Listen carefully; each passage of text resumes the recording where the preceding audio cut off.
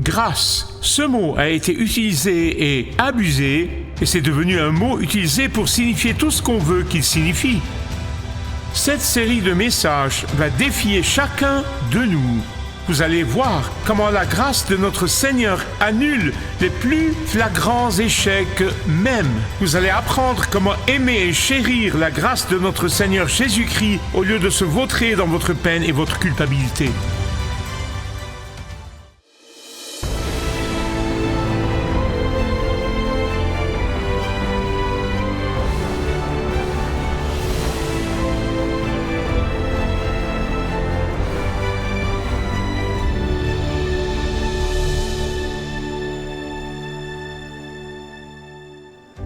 Sir Winston Churchill a déclaré pendant la Seconde Guerre mondiale « Nous ne capitulerons jamais, jamais, jamais, jamais, jamais ».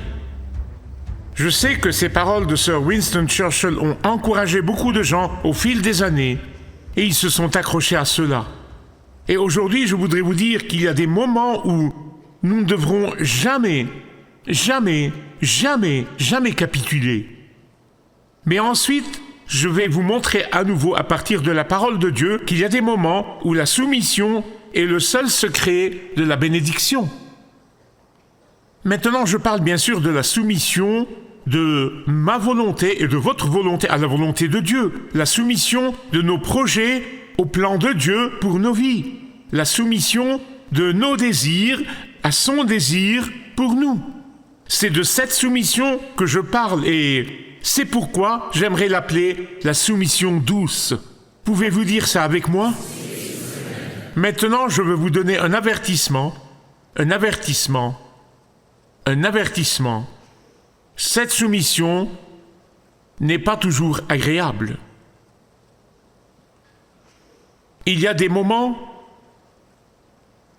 où cette soumission ne semble pas agréable. Il y a des moments où cette soumission est douloureuse, où cette mission est remplie d'agonie et de chagrin. Pourquoi dis-je ceci? Parce que par nature, et la Bible appelle cela la chair, notre nature charnelle par nature, nous voulons faire ce que nous voulons. Par nature, nous voulons notre propre façon. Par nature, nous voulons tracer notre propre chemin. Par nature, nous voulons être les capitaines de nos navires, les navires de nos vies. Par nature, nous voulons être les maîtres de notre destin. Par nature, nous voulons gérer nos problèmes. Et par nature, nous aimons et nous adorons notre propre force, notre propre pensée et notre amour propre. Tout va très bien pour ceux qui essayent jusqu'à ce que le navire de la vie heurte un iceberg et le navire commence à prendre de l'eau. Et puis, il commence à penser à se soumettre. Et c'est là que nous trouvons notre ami Jacob dans Genèse 32. Nous avons commencé à regarder la vie de cet homme à travers le prisme de la grâce de Dieu qui se multiplie. Jacob était un homme dont le nom devait être changé de Jacob à Israël. Parce que vous voyez, c'est ce que fait la grâce de Dieu. Il y a des gens dans l'Église de Jésus-Christ qui pensent que ceux d'entre nous qui sont dans la tradition réformée croient que la grâce est simplement une licence pour vivre dans le péché après le salut. Et c'est pourquoi ils la rejettent, mais c'est un malentendu. Et j'ai souvent cité Charles Spurgeon, qui a dit que la grâce de Dieu qui ne transforme pas notre vie à l'image de Jésus-Christ n'est pas la grâce de Jésus-Christ. Vous voyez, la grâce doit nous changer chacun de nous, de Jacob à Israël. Et donc, ici, nous le voyons très clairement dans Genèse 32. Jacob est véritablement pris entre le marteau et l'enclume. Dans Genèse 32, vous verrez Jacob dans une situation très difficile. Son oncle et son beau-père en même temps étaient en train de le poursuivre. Et il le pourchassait. Son frère Ésaü, qui avait juré 20 ans plus tôt de tuer Jacob, se dirigeait vers lui. Je veux dire, pensez-y, ce n'est pas être entre le marteau et l'enclume, c'est plutôt le marteau vient vers vous et l'enclume aussi à une vitesse vertigineuse. Voici comment je le décrirai, mes chers amis. Pile vous perdez, face vous perdez. Il n'y a pas moyen de sortir. Son oncle le poursuit, il veut le dominer. Son frère est devant lui, il veut le tuer, ou du moins, c'est ce que pensait Jacob. C'est exactement ce qu'il pensait. C'est quelque chose qu'il avait en tête et il le croyait. Même si ses craintes n'étaient pas fondées sur des faits, même si ses craintes étaient fondées sur des conjectures, même si ses craintes n'étaient pas basées sur la réalité, il y croyait. C'est ce qu'il pensait. C'est ce qu'il anticipait dans sa pensée. Alors regardez attentivement cet épisode très excitant de la vie de Jacob. Si vous examinez la situation, vous découvrirez bien sûr ici dans les versets 1 et 2 de Genèse 32 que Jacob a vu un ange du Seigneur passer devant lui. Mais cela ne suffisait pas. Car il y a bien plus encore.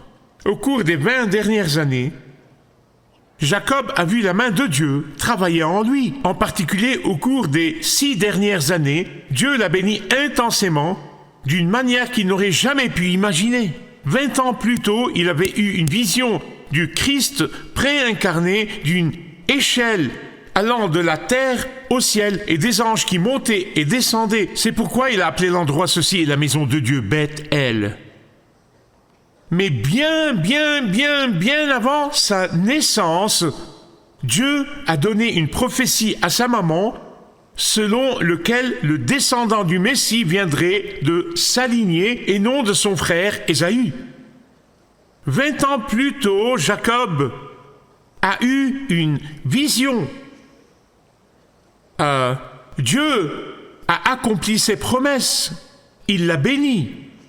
Il a laissé un homme solitaire et il dit ceci dans le verset 10, « Maintenant je peux former 2 camps. » Dieu a promis à Jacob qu'il serait l'accomplissement de l'alliance que Dieu a conclue avec son grand-papa Abraham. Et pourtant, de tous ces faits, avec toute cette connaissance, avec toutes ces réalités, dans un moment de panique et de peur, Jacob a oublié tout ça. Êtes-vous passé par là aussi? Je veux dire, vous regardez en arrière pour voir la façon dont Dieu vous a béni, Dieu vous a protégé, comment Dieu a fait les choses pour vous, et vous êtes époustouflé, mais ensuite, un moment de peur, un moment de panique, et tout ça est oublié. Ah, mais quelques rumeurs, des histoires, de fausses informations, un malentendu, et nous allons en mode survie et nous commençons nos propres projets. Verset 9. Jacob a fait une prière télégraphique et il n'était pas vraiment sûr que Dieu répondrait. Il n'en était pas encore vraiment sûr. Il priait juste rapidement et espérait le meilleur.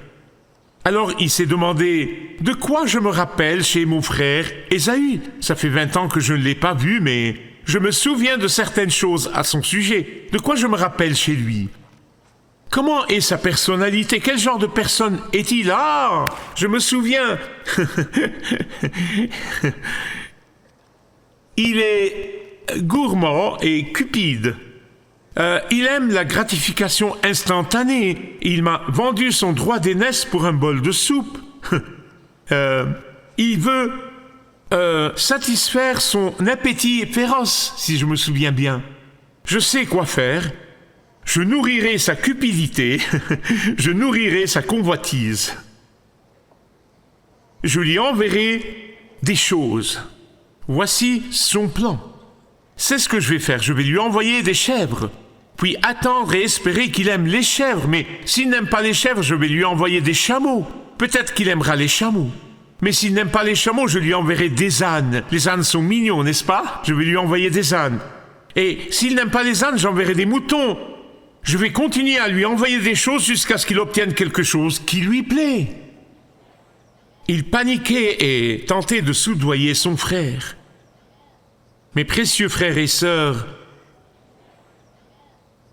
ce que Jacob n'a pas réalisé, c'est que Dieu avait déjà entendu et répondu à sa prière, et qui lui répondait d'une manière qu'il n'aurait jamais pu imaginer. Regardez Jacob attentivement avec moi, s'il vous plaît. Dieu n'a pas seulement préparé le cœur de son frère Ésaü quand il l'a amené à se repentir et à pardonner à son frère Jacob, mais Dieu lui-même s'est manifesté. Soyez très prudents lorsque vous faites une prière comme celle-ci, parce que Dieu se montrera et ne le manquez pas lorsqu'il se présentera. Ne le manquez pas. Ésaü a envoyé une armée de 400 hommes, non pas pour tuer son frère Jacob, mais pour former un comité d'accueil. Comment aimez-vous les pommes? Je me demande combien d'entre nous, dans nos complots, nous devenons tellement possédés par nos propres émotions négatives, notre propre imagination négative, et pensons au pire. Je veux partager avec vous 4 réflexions. À chaque fois que vous vous trouvez face à un dilemme, posez-vous cette question. Si vous n'avez ni crayon, ni papier, prenez votre iPhone et prenez donc note. Écrivez ces choses. J'espère que vous ne les oublierez jamais. Vous n'en aurez peut-être pas besoin maintenant, mais vous en aurez besoin à un moment donné. Tout d'abord, découvrez ce qui vous fait trembler. Deuxièmement, comprenez la nécessité de la lutte. Et troisièmement, découvrez la bénédiction de s'accrocher. Et quatrièmement, faites l'expérience du pouvoir de la boiterie. Ce sera clair dans une minute, d'accord? Découvrez ce qui vous fait trembler. Si vous êtes confronté à un problème, réel ou imaginaire, qu'il soit dans votre esprit ou non, peu importe. Le plus souvent, ce qui nous fait peur, ce qui nous fait trembler, n'est même pas réel. Le plus souvent, la plus grande partie vient de notre propre imagination. La plupart sont basées sur une demi-vérité. La plupart ne sont même pas factuelles. Mais quoi qu'il en soit, je vais tenir pour acquis que c'est réel. Quand Jacob a appris qu'Ésaü venait à sa rencontre avec une armée de 400 hommes, il a paniqué. Il s'est absolument affolé. Après tout, pourquoi Ésaü viendrait-il à sa rencontre avec autant de monde? C'est cet homme qui avait dit 20 ans plus tôt, je vais te tuer. Et Jacob tremblait et claquait des genoux. C'est ce que signifie littéralement ce mot. Il tremblait, il s'épouvantait. Jacob toute la nuit tremblait. Mais pourquoi? Des informations erronées. Son imagination folle et sa contemplation erronée. Jacob n'a pas dormi. Il ne pouvait pas dormir. Il se retournait sans cesse. Il était agité. Chaque fois qu'un animal faisait du bruit, il se mettait à chanter « Plus près de toi, mon Dieu ». Chaque fois qu'il entendait un son inhabituel, il récitait probablement le Notre Père. Pas vraiment, mais vous le faites. C'est ce qui m'amène en deuxième lieu à la nécessité de lutter avec Dieu. Je vais vous expliquer cela car beaucoup de gens comprennent mal cette partie. Je vais l'expliquer très soigneusement, versets 9 à 12. Jacob crie au Seigneur et dit « Ô Seigneur, mon Dieu, délivre-moi » Mes amis bien-aimés, j'espère que vous savez ce que vous dites lorsque vous faites une prière comme celle-ci. Parce que vous priez peut-être pour quelque chose, mais ensuite vous découvrez que le Seigneur lui-même se montre et qu'il est juste là. Au milieu de la peur et de la terreur, Jacob a crié au Seigneur et le Seigneur s'est présenté en personne. Regardez ceci, ne le manquez pas, ne le manquez pas. Le Seigneur s'est présenté pour bénir Jacob. C'était là son but.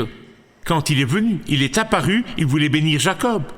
Mais voici le grand mais. Avant de pouvoir bénir Jacob, il avait besoin que Jacob se soumette. Au milieu des ténèbres, le Christ préincarné est apparu à Jacob. Maintenant, certains d'entre vous le savent, certains d'entre vous ne le savent peut-être pas, mais dans l'Ancien Testament, le Seigneur Jésus, le Christ préincarné, est apparu plusieurs fois. Il est apparu à Abraham. Les théologiens ont un grand mot pour cela, ils appellent cela la théophanie. Pouvez-vous dire théophanie? Vous avez réussi la première année du séminaire. Une autre chose que je ne veux pas que vous manquiez, car de nombreux passages de la Bible dans le texte et la traduction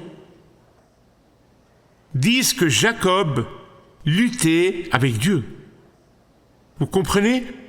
Le voyez-vous dans votre Bible? Et j'ai entendu de nombreux prédicateurs dire au fil des années, « Oh, Jacob a lutté avec Dieu, vous devez lutter avec Dieu jusqu'à ce que Dieu vous réponde, vous devez faire ceci. » Oh, attendez une minute.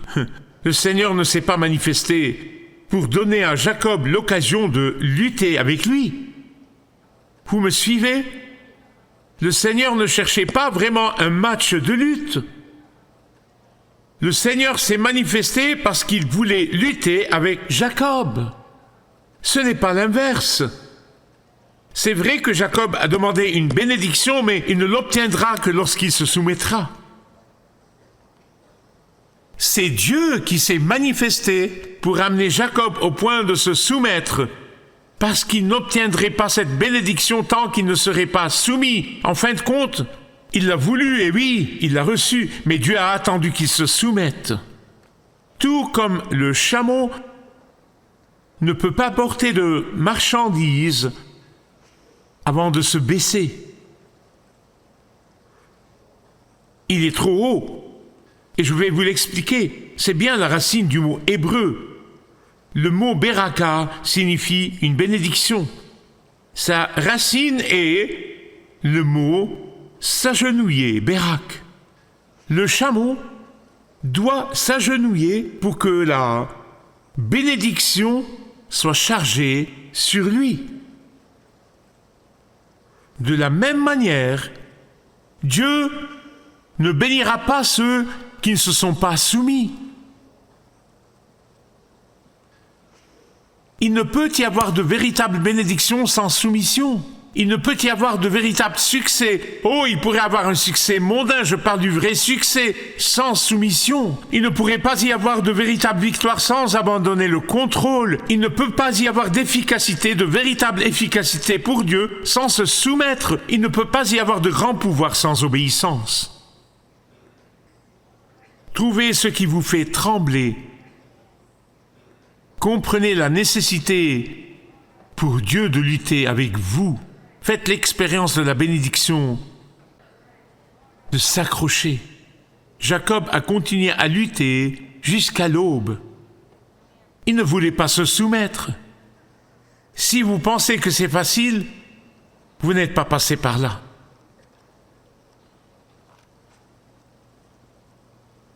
Il a tenu obstinément. Il voulait une bénédiction du Seigneur, mais le Seigneur ne lui a pas donné la bénédiction tant qu'il ne s'était pas soumis. Et comme le Seigneur ne voulait pas que Jacob voie son visage, il était sur le point de partir sans le bénir, car Jacob ne se soumettait pas. Bien-aimé, je crois personnellement que Jacob savait pourquoi le Seigneur luttait avec lui. C'était pour son bien. C'était pour son bien. Alors il s'est accroché au Seigneur. Ce que le Seigneur veut de ses vaisseaux choisis, ce qu'il veut d'eux, c'est qu'ils apprennent.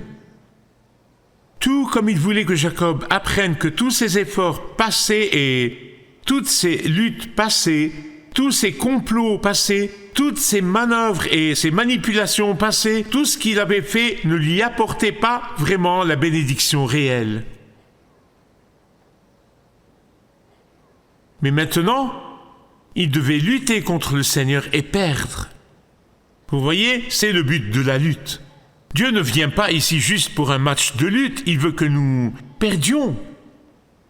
Connaissez la cause de votre tremblement, comprenez la nécessité de lutter, faites l'expérience de la bénédiction de vous accrocher et enfin accueillez le pouvoir de la boiterie. La dernière chose que vous voyez ici dans Genèse 32, C'est ce cher vieux Jacob qui boitait pour rencontrer son frère Ésaü. Il boitait. Ce n'était pas si mal. Toute boiterie n'est pas mauvaise. C'est la boiterie qui dit « je diminue et Dieu augmente ». C'est la boiterie qui dit « je ne marche plus par mes propres forces ». C'est la boiterie qui dit « je ne suis plus Jacob, je suis Israël ». Et le mot Israël signifie, plus précisément, Dieu règne, ou Dieu commande, ou Dieu prévaut, plus précisément.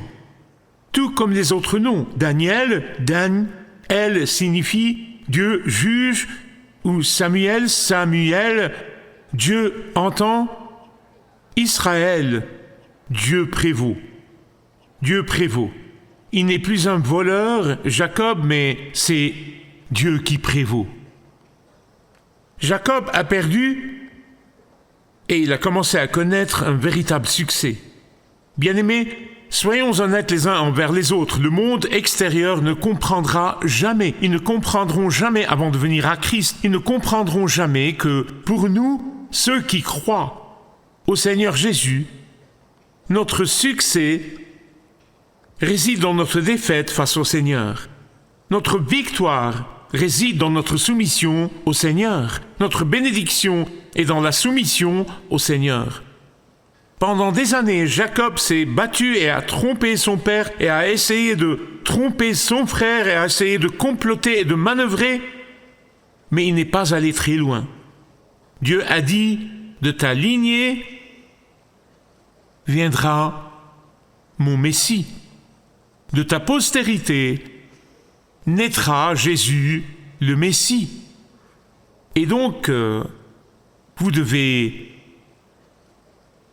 perdre pour que Dieu gagne. Maintenant, je ne dis pas qu'aucun d'entre nous se trouve dans ce genre de situation actuellement, mais vous êtes un enfant bien-aimé de Dieu. Jésus est mort sur la croix pour vous. Il vous aime tellement et il veut que vous vous abandonniez parce qu'il veut vous bénir. Puis-je avoir un amen? Car le voilà, Jacob, 20 ans plus tard, il avait toujours peur de son frère Ésaü. Il ne vivait pas dans la victoire. Malgré le fait qu'il avait réussi selon les normes du monde et tout le reste, il vivait toujours dans la peur et non dans la victoire. Mais il a su, désormais, ce qu'est la victoire. Alors laissez-moi vous le demander. Êtes-vous prêt à perdre? Êtes-vous prêt à perdre? Êtes-vous prêt à abandonner le combat? Êtes-vous prêt à vous soumettre?